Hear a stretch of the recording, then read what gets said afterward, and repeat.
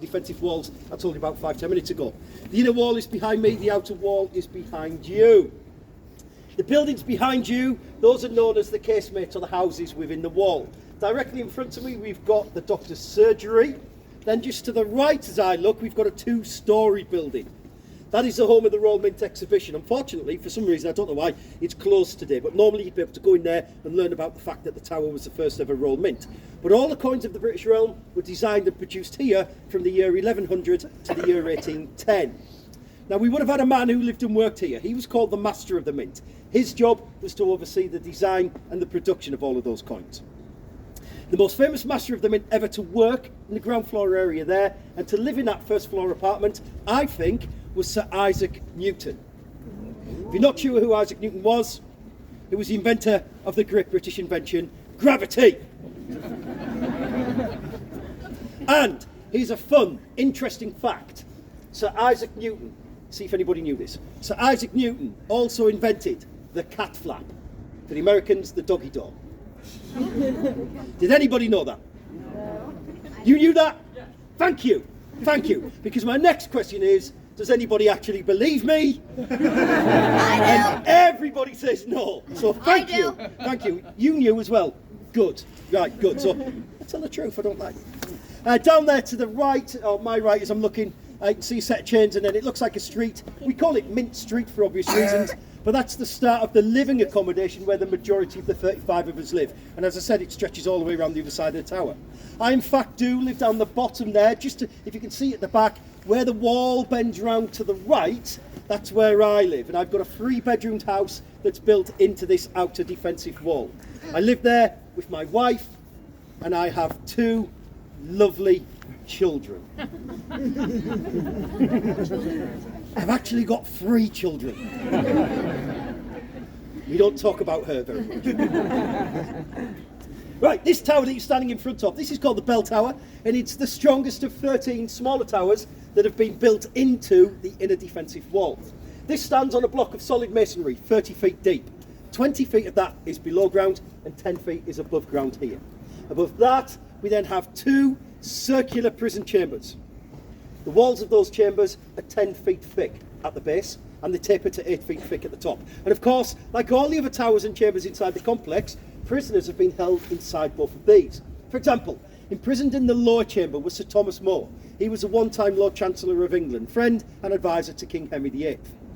At the same time, and for the same reasons, his friend, John Fisher, the Bishop of Rochester, was held in the upper chamber, which we also call the Strong Room. Both of those men were brought here in 1534, and they were imprisoned and they were made to suffer terribly, very simply because they refused to abandon their religious beliefs. They refused to accept and acknowledge King Henry VIII as the head of the new Church of England, and ultimately, which led to their execution, was the fact that they refused to sign the Act of Succession. That was a document which acknowledged Anne Boleyn to be the rightful Queen Consort. In June and July 1535, both men were led out onto Tower Hill for public execution. 400 years later, in 1935, both men are then canonised as saints of the Roman Catholic faith, and they're both buried in the Tower of London, in the Chapel Royal of St Peter ad Vincula, and I'll point that out to you a little bit later on. Another famous prisoner held upstairs in that strong room was young Princess Elizabeth Tudor. She went on to become Queen Elizabeth I, possibly one of the greatest monarchs that we've ever known. But she was imprisoned here on the orders of a half-sister, Queen Mary Tudor, Bloody Mary. And that was because Mary thought Elizabeth was somehow involved in a plot to overthrow her. She wasn't. It was called the Sir Thomas Wyatt Rebellion. She was innocent. She spent about 3 months imprisoned in here before she was pardoned and she was released. But she was banished to the old Palace of Woodstock in Oxfordshire. And that's where she stayed for the next 3 or 4 years before coming back here to prepare for her own coronation. She then went on to rule as our Queen for nearly 45 years. But interestingly enough, in those 45 years, she never ever came back to the Tower of London. She hated this place, and with some very, very good reasons. Last person imprisoned in here that I want to tell you about is a man called James Scott. He was the Duke of Monmouth, the eldest of 13 illegitimate children born to King Charles II. When his father died in 1685, this very popular young man decided to stake his claim to the throne. He'd been living in exile in Holland, so he set sail, he landed in the west country of England, he marched inland where he gathered popular Protestant support in what is today known as the Monmouth Rebellion.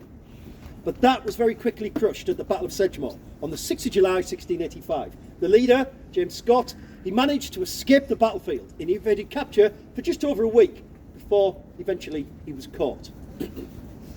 In his absence, he'd already been condemned to death for treason, and there was no need for any sort of trial.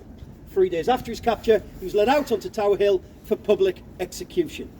And this, ladies and gentlemen, boys and girls, was to become one of the bloodiest executions ever to take place and ever to be recorded in our English history. Do you still want to hear about it? Yes. No. Who said no? Who said no? I don't want to. Right. Right, nobody's getting the story now. I'm joking, we're all going to get it. Right, the story can be a little bit gruesome, okay? So because we've got some sensitive ears, I'm going to water the story down just a little bit, okay? But if you've got children here... You can't win, can you? You can't win. If you've got children here and you think what I'm talking about is just too much for them, or for yourselves, think about putting fingers in ears, or just move around the corner. We'll pick you up in a few minutes' time. But I'm going to be honest with you, most of the children love this story. They really do enjoy it. Right, so James Scott, he was a popular man. The people didn't want to see him executed, but it was going to happen anyway. They appointed the executioner. That was a man called Jack Ketch. Now, Jack Ketch was a big man. He stood at about 6'7" tall, and he weighed in at over 20 stones. By day, by profession, Jack Ketch was a butcher. But in his spare time, as a hobby, just for something to do, he liked to chop off people's heads. But he wasn't very good. He had form for getting these executions badly wrong. Jack Ketch was also a little bit of a drunk. Before any execution, he'd have a small drink just to steady his nerves. But before this particular one, he'd had more than just a small drink. When he got onto the scaffold site, he could hardly stand up, never mind swing the axe. Anyway, the Duke is led out of here. He's led up to the hill. He climbs the scaffold. Waiting for him at the top is Jack Ketch. The Duke hands him a purse of money, 6 gold coins. He asks Jack Ketch to do a good job, not to get it wrong, not to botch them like the last few.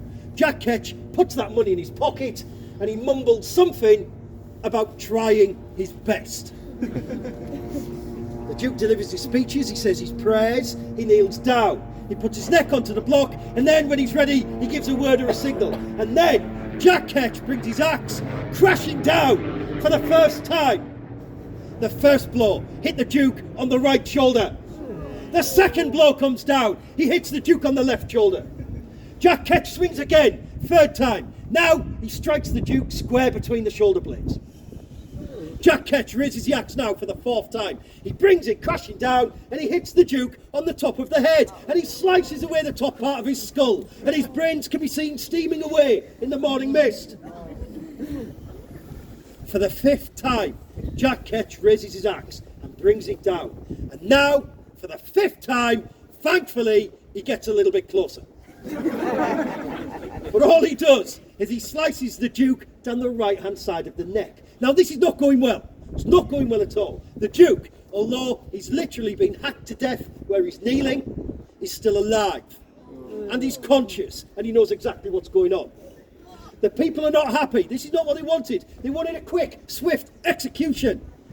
The sheriffs of London are worried that the people are so unhappy that they're going to rush them, and they're all going to get killed. So they say, Ketch, hurry up, get on with it. So at this point now, Jack Ketch drops down his axe. He bends forward, he picks up the Duke by what's left of his hair. He takes out his butcher's carving knife and he proceeds to sever the head away from the body, an act which takes him 7 to 8 minutes. Right, I asked you all twice. There's only 2 people said no, and even one of them's come back. Right, head goes off to London Bridge, body brought back into the tower. However, as it's been brought in, they realise that they've messed up, there's a problem. So the body is placed in the doctor's surgery just there. One of us is sent to retrieve the head. We get it, we bring it back, we put it in there with the body. The problem, folks, is very, very simple. This was the eldest son of a king, but they didn't have a portrait or a painting of him. Yes, yes. They gave the head and the face a bit of a wash. They put it back onto the body, stitched it on. They put a ruff around his neck, a scarf around his neck. They put a wig on his head. They painted a portrait of the Duke of Monmouth. Once it was finished, head and body taken for burial up to the Chapel Royal of St. Peter ad Vincula. The portrait, folks, this is a true story. The portrait belongs in the National Portrait Gallery. If you don't believe me on this story, go and have a look for it. It'll be easy enough to find, because you're just looking for a man with a little bit of a detached look to him.